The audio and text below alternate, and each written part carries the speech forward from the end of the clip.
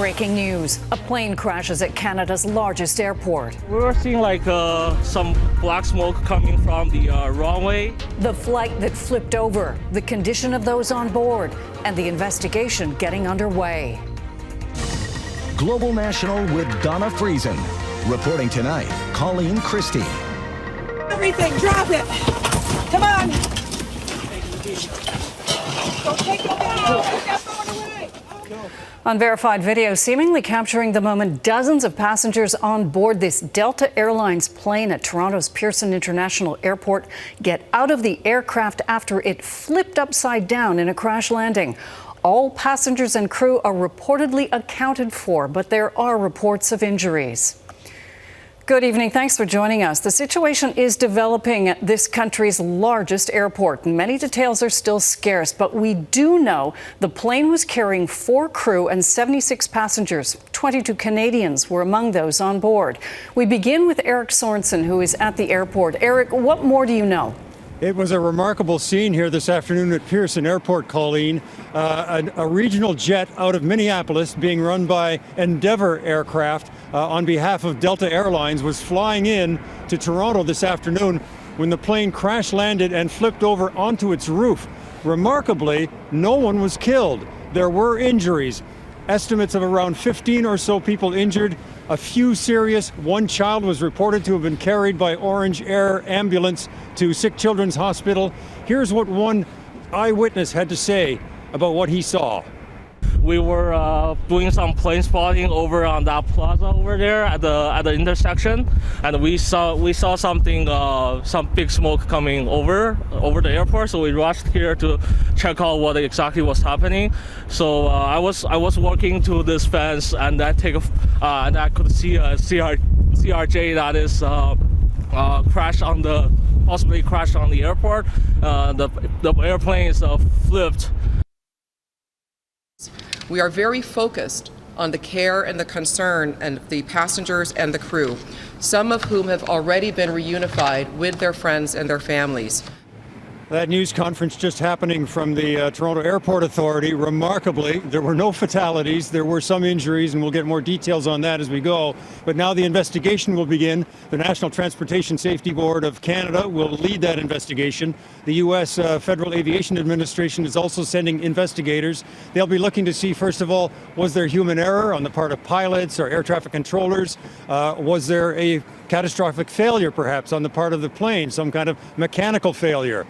Or were there some outside circumstances, such as the weather? We've had a lot of snow here the last couple of days, 60 centimeters or more, and today there were very high winds. So blowing snow and high winds could be a factor that the investigators will be looking into. Colleen. Eric, have airport operations returned to normal now? Yes, when the accident happened, they shut down all flights into and out of the airport. I bumped into some passengers who were leaving around 4:30 this afternoon, but by 5 o'clock, less than 3 hours after the accident, they reopened the flights to into and out of Pearson. I can see a lot of traffic happening here now, so flights are back to normal here in Toronto. But a pretty remarkable story that there were no fatalities from an airplane crash landing, flipping over, and everybody seems to be relatively okay. Truly miraculous. Eric Sorensen at Toronto's Pearson International Airport. Thanks, Eric. Global News meteorologist Anthony Farnell joins us now. Anthony, what would teams have been dealing with to clear or de-ice runways at Pearson today?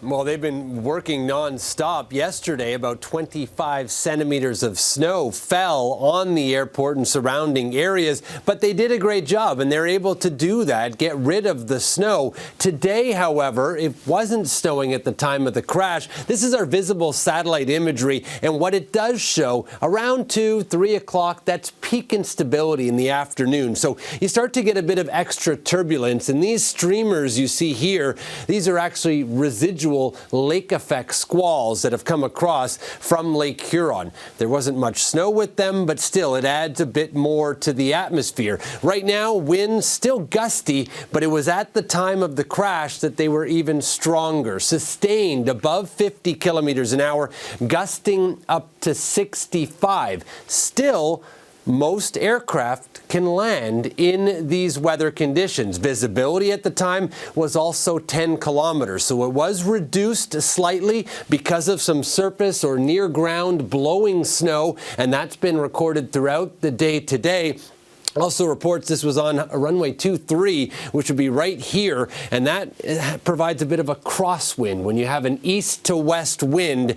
So all of that is going to play a role in the investigation, but it wasn't snowing at the time. Visibility yesterday was a lot lower in that snowstorm, and now we do have this new weather advisory. There is the potential for more wind and even some snow squalls tonight and tomorrow, and I know crews are going to be working to clear those runways, and of course the investigation is just beginning to find out what really happened with that aircraft. Colleen?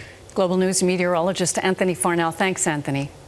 That plane crash happened right as Ontario and Quebec were digging out of a major snowstorm with a record amount of snow affecting both provinces in the past couple of days. Mike Armstrong reports on the unprecedented winter blast and how it's wreaked havoc on residents.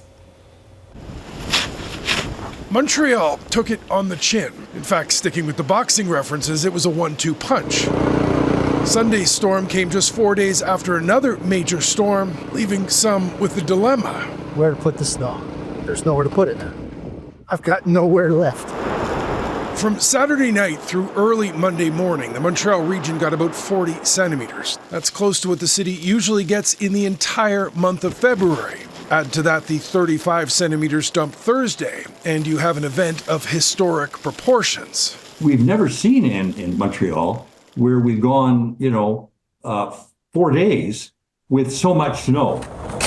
Montrealers were advised Monday to avoid unnecessary travel and work from home if possible. Most daycares, elementary schools, and high schools were closed. The city has about 11,000 kilometers of roads to clear. Before the second storm hit, it had only done about a tenth of that. Now it's starting over. For every street, it's going to be longer than usual, so it's quite a challenge.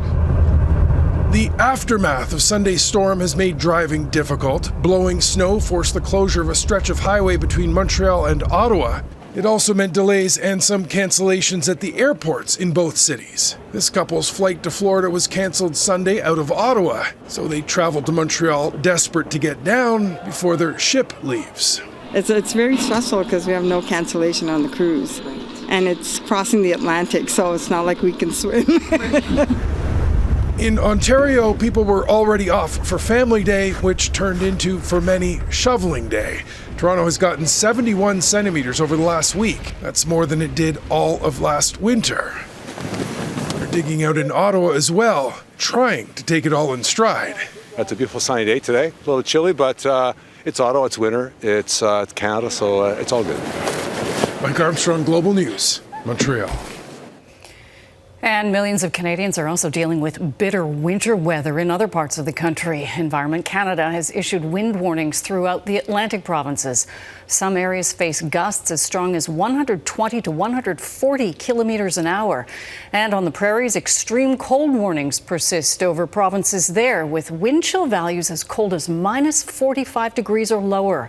The conditions have likely spoiled some holiday plans in those provinces, but today families were invited to Regina's Government House for annual Family Day gatherings indoors. People loved the opportunity to come here with their family to enjoy a bit of a break from those TV screens and just be able to get out of the house also on a usually cold, though not this cold, February day. The typical daytime high in Regina for this time of year is around -7. Freezing temperatures are now expected to ease up by this weekend. Saskatchewan RCMP say a man suspected in a triple stabbing over the weekend is on the loose. Within a half hour Saturday afternoon, officers received reports of 3 people who were attacked on Big River First Nation, about a couple of hours north of Saskatoon. The victims were taken to hospital with non-life-threatening injuries. RCMP are now hunting for the suspect, 29-year-old Ryan Lachance, who's considered armed and dangerous. He's also wanted for an unrelated aggravated assault that happened in November of last year. European leaders held an emergency summit in Paris today to coordinate a response after the Trump administration sidelined them from taking part in talks to end the war in Ukraine.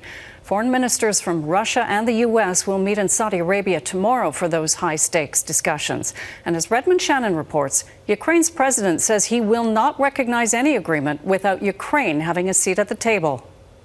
Volodymyr Zelenskyy is on a visit to balmy Abu Dhabi, but Ukraine's president is feeling frozen out as US and Russian delegations prepare to meet in neighboring Saudi Arabia. Zelenskyy said Ukraine was not invited and that his country will not agree to any decision made in its absence.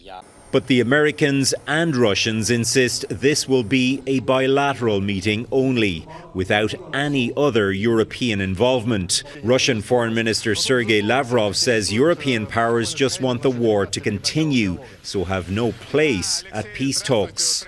In Paris, an emergency meeting between Europe's military powers as they try to influence what happens next. The US security guarantee is the only way to effectively deter Russia from attacking Ukraine again. Last week, the new US Defense Secretary said Ukraine's future security will be Europe's responsibility and that there will be no American boots on the ground in Ukraine. German Chancellor Olaf Scholz says the US and Europe must coordinate, but even European leaders are not all on the same page. So far, only the UK says it would send post-war peacekeeping troops to Ukraine, an idea first proposed by France last year. That is a watershed moment. It can't be understated how big of a deal that is. It also puts pressure on other European leaders to potentially match the UK in this. Hungary's Kremlin-friendly Prime Minister Viktor Orban, who wasn't at the meeting, says European powers have missed their chance to bring peace to Ukraine. Global News has asked Canada's Department of National Defence whether it is considering being part of a future peacekeeping force in Ukraine, but so far we have not received a response. Colleen? Redmond Shannon in London. Thanks, Redmond. New drone footage released today by Ukraine's State Emergency Service shows workers dismantling damaged components and repairing the roof safeguarding the Chernobyl nuclear power plant. It follows last week's suspected drone strike on the facility. Ukraine blames Russia, saying one of its military drones struck the nuclear reactor's protective radiation shell Thursday night, a claim the Kremlin denies. Israel says its defense forces will remain in 5 strategic locations in Lebanon despite tomorrow's deadline to withdraw under a ceasefire deal with Hezbollah. Under the U.S.-brokered truce, Israeli troops were given 60 days to pull out of southern Lebanon, a deadline that was then extended until tomorrow. Israel's defense forces were positioned in the south, a Hezbollah stronghold, waging a ground offensive against the proxy's Iran-backed fighters. Lebanon says Israel must fully withdraw its forces by tomorrow. Israel's army says soldiers are positioned at vantage points outside Lebanese villages to provide security as people return to Israel's northern border towns. In Italy, Pope Francis remains in hospital in Rome, diagnosed with a polymicrobial respiratory tract infection. The 88-year-old was hospitalized Friday with bronchitis symptoms, forcing him to miss his usual Sunday Mass. The Vatican now says the Pope's infection is presenting a complex clinical situation and his treatment is being changed. The Pope is in fair condition. There's no timeline for when he'll be discharged from hospital. Emergency in Kentucky. Coming up, the submerged communities and the next winter blast people are bracing for.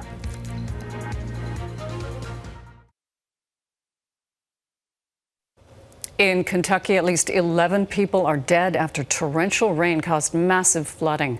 More than a month's worth of rain fell on the state over the weekend. Tens of thousands of people are without power and under boil water advisories. Jackson Prosco looks at how the emergency has brought the state to a standstill. The flooding is so widespread it touches every corner of Kentucky. It began after soaking rains drenched the state over the weekend. Rivers started rising and didn't stop. In the town of Hazard, security cameras captured the moment Main Street was submerged. Snowplows had to clear the mud left behind. We had warning that we were going to be flooded. We just didn't know it was going to be this extensive. It happened so fast there was little time to escape. A mother and her 7-year-old child were killed when the car they were in was swept away by the floods. Hundreds of water rescues are still playing out across the state, with many roads flooded and impassable. Give time for the water to go down. So many of these fatalities were due to attempts to drive through water and through moving waters. First responders are being pushed to their limits, working for days with little sleep as they respond to nonstop calls for help. We're still focused on making sure that we're getting people out of harm's way. That's our main focus at this moment. The same storm system caused flooding in West Virginia, touched off tornadoes across the south, and left tens of thousands without power. Back in Kentucky, there's no sign of relief as cold rain turns to snow, with up to 15 centimeters expected to fall in the coming days, and brutal Arctic air expected to follow, freezing what the floods left behind. Jackson Prosco, Global News, Washington. Ahead, protecting the Arctic, what Canadian military officials say needs to happen as soon as possible. The shifting American stance on Ukraine and towards allies has put sharp focus on our own security. U.S. President Donald Trump has repeatedly called on Canada to spend more on defense. There are some projects in place, but also some glaring vulnerabilities. Our Nathaniel Dove looks at Canada's efforts to rearm the Arctic and whether they'll be enough. NATO has to play a bigger role also in the protection of the Arctic. Canada's foreign affairs ministers appeal to shift focus. China and Russia are working together, and there is now military cooperation and exercises happening in the Arctic, and we need to do more. A key requirement is new submarines, and as soon as possible. A submarine is the ultimate arbiter. The commander of the Royal Canadian Navy, speaking to Global News, says especially for the Arctic. It is a region that is under challenge from both a sovereignty and a security point of view. Canada's Victoria-class submarines, bought nearly 3 decades ago secondhand from the UK, are near the end of their service life. They are below the minimum what we require to defend Canada in today's dangerous world of potential return to pure competition. The Globe and Mail reporting Germany and Norway offered Canada the chance to join their contract with Germany's ThyssenKrupp Corporation for a dozen of the 212 CD subs, and that Canada would get early access. Otherwise, Ottawa's current contract receives a new vessel in 2035. A naval security expert says the offer is salesmanship.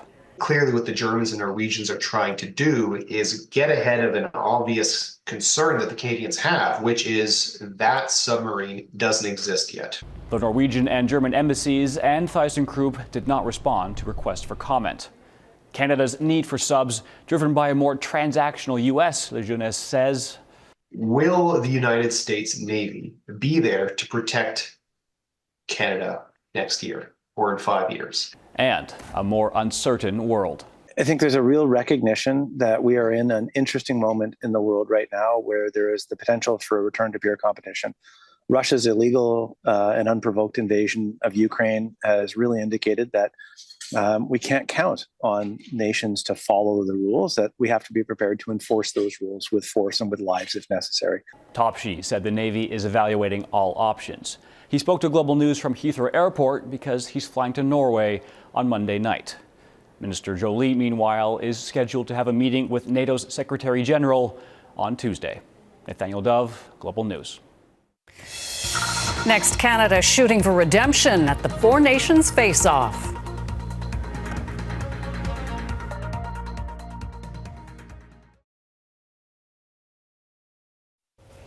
The Invictus Games, showcasing veteran athletes from around the world, wrapped up last night in Vancouver with a rousing display of North American unity. Quick word to the American team. Our neighbors, our allies, our friends. We have stood together for generations, and Canada and Canadians will never stop fighting for the friendship that unites our two countries. 550 wounded veterans and service personnel from 23 countries competed in this year's Invictus Games in Vancouver and Whistler. At the Four Nations Face-Off, Team Canada bounced back in a big way after its loss to the U.S. Canada survived a late push from Finland after dominating most of the game, winning 5-3. It means Canada finishes the round-robin stage of the tournament in second place, setting up a much-wanted rematch against the U.S. The final puck drop is in Boston Thursday. Returning to our top story, a Delta Airlines flight crashed and overturned on a runway at Toronto's Pearson International Airport. 4 crew and 76 passengers, including 22 Canadians, were on board the flight. Fortunately, there were no fatalities. Global News will have more details as this story develops tonight. You can also find the latest on our website, globalnews.ca. That is Global National for this Monday night. I'm Colleen Christie. Thanks for watching.